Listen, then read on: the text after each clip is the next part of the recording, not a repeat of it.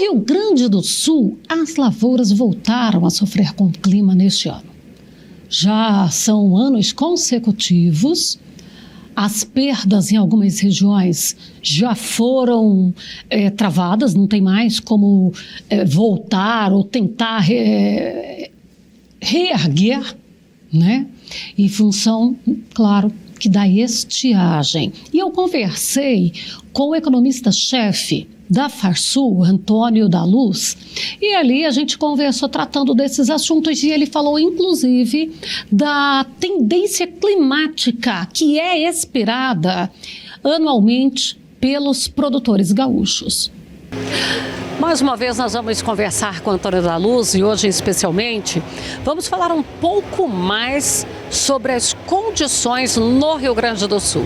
As condições de lavoura, porque vamos aproveitar que ele é diretor da Farsul, então é economista-chefe da Farsul. Então a gente vai aproveitar e conversar sobre as condições de produção. Vamos falar de lavoura, de bovinocultura, de tudo. Antônio da Luz, obrigada pela presença mais uma vez. Seja bem-vindo ao Sucesso no Campo. E então, como estão agora para fazer essa avaliação final de fevereiro? Bom, em primeiro lugar, eu quero dizer da minha alegria de estar aqui contigo no Sucesso no Campo. Estar aqui hoje fazendo uma palestra para a Sementes Veneza, nessa belíssima UBS deles, aqui no 10º dia de campo da UBS da Veneza. Muito bacana estar aqui. Quero agradecer a oportunidade do convite, estar aqui com vocês. E ver o que está acontecendo aqui nessa região é muito bom, porque a gente está vendo a recompensa do investimento, do esforço, do trabalho dos produtores em ter uma safra maravilhosa que está sendo colhida agora de soja, já tem milho vindo, e é muito bom ver isso, porque lá no sul, lamentavelmente, a gente não está tendo essa mesma oportunidade. O produtor ele não está tendo a recompensa pelo seu esforço, como a gente está vendo aqui, porque o Rio Grande do Sul ele está enfrentando de novo uma estiagem, que está levando uma parte da safra gaúcha, gerando mais uma dor de cabeça.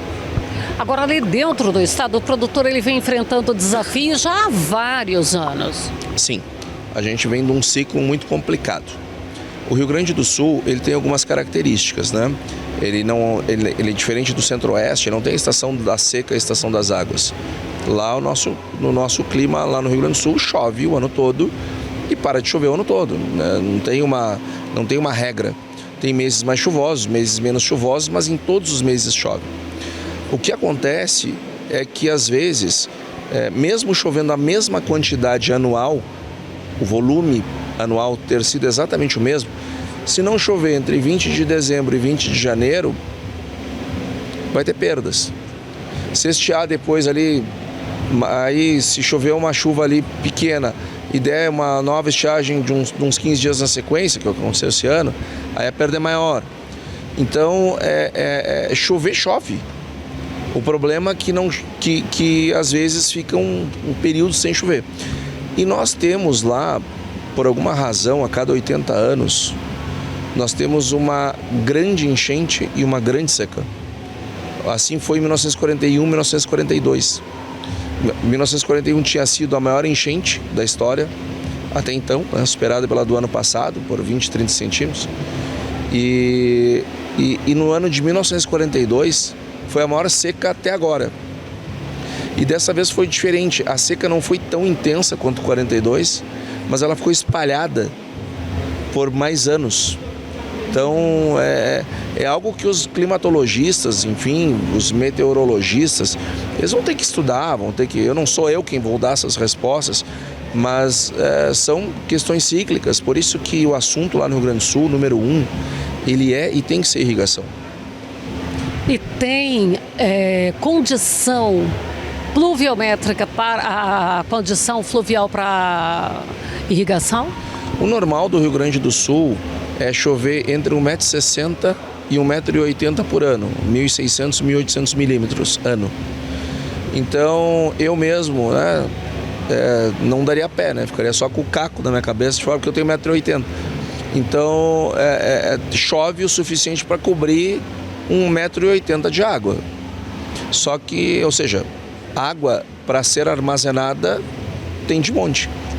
O problema é que essa água ela cai, escorre para os rios e vai para Lagoa dos Patos e salga no mar.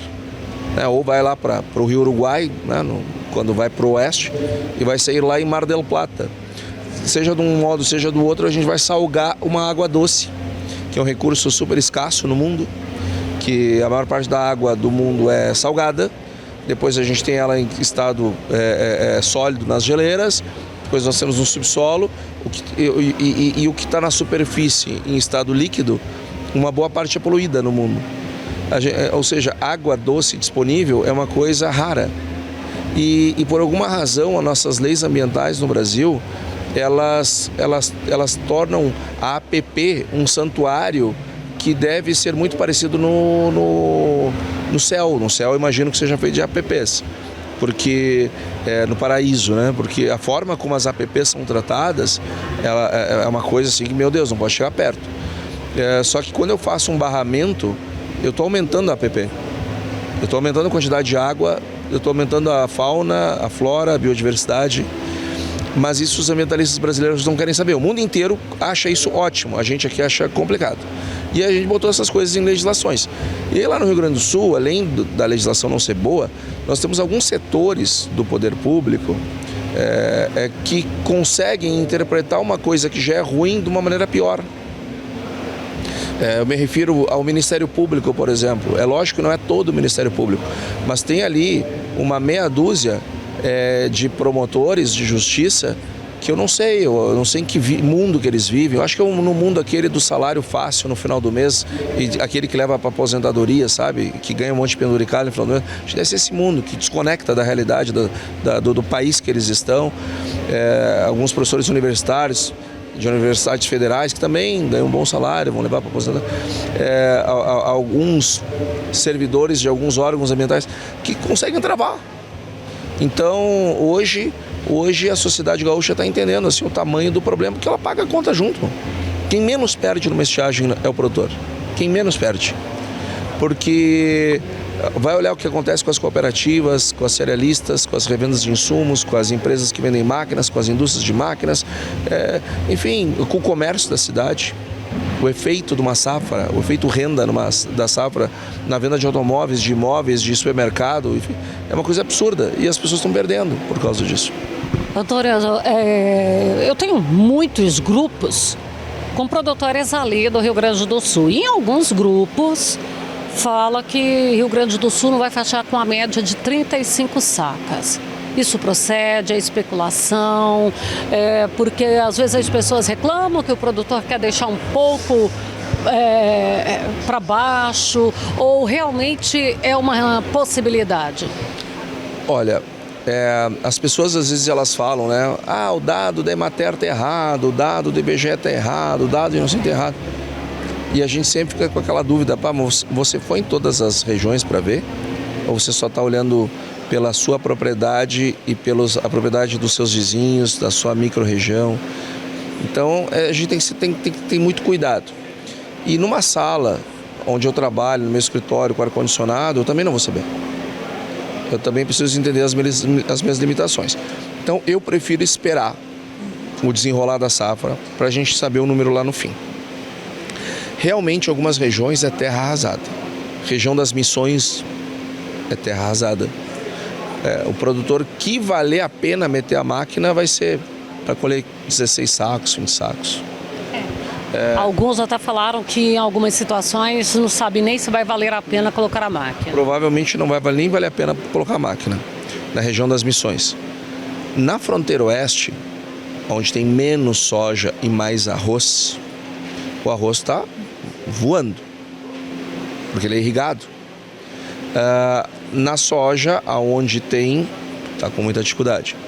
Nós temos uma região no centro do estado que vai de Santa Maria e vai subindo nos municípios de São Martinho da Serra, Itaara, Júlio de Castilhos, Tupanciretã, Boa Vista do Incra, do Cadeado, ali dos lados. São municípios que estão bastante afetados, muito afetados. Cruz Alta para cima já começa a não ser tanto, mas tem perdas também. Já para a região do Planalto, lá para o lado de Passo Fundo, enfim, também tem, mas são perdas bem menores. Tem regiões, a metade sul do estado, muito pouco afetada. A metade sul do estado, que ano passado foi a região que mais se prejudicou com excesso de chuvas, esse ano está chovendo muito próximo do normal. Então eles vão colher bem, toda a metade sul do estado do Rio Grande do Sul vai colher bem. Campanha, enfim, vai colher bem. Então, e tem regiões que estão afetadas que 5 quilômetros para o lado o cara está colhendo bem. Então, porque caiu uma chuva. Então, é muito difícil saber o tamanho da safra. Agora, uma coisa me parece estar claro. O Rio Grande do Sul ele vai perder pelo menos 5 milhões de toneladas. Choveu bem na semana passada, está chovendo bem nessa. As plantas já deram uma... né? Agora, vamos ver, pelo menos parou de perder. Mas eu acho que 5 milhões de toneladas, pelo menos, foram perdidas. Então, dos 23 milhões que se esperava colher, acho que 18 é um teto. É daí para baixo. E em relação aos outros setores, já estou aproveitando aqui que é economista, então vamos falar ali como é que está a questão de suínos, avicultura, bovinos, como que vem os caprinos também, né? Aliás, os caprinos não são os ovinos.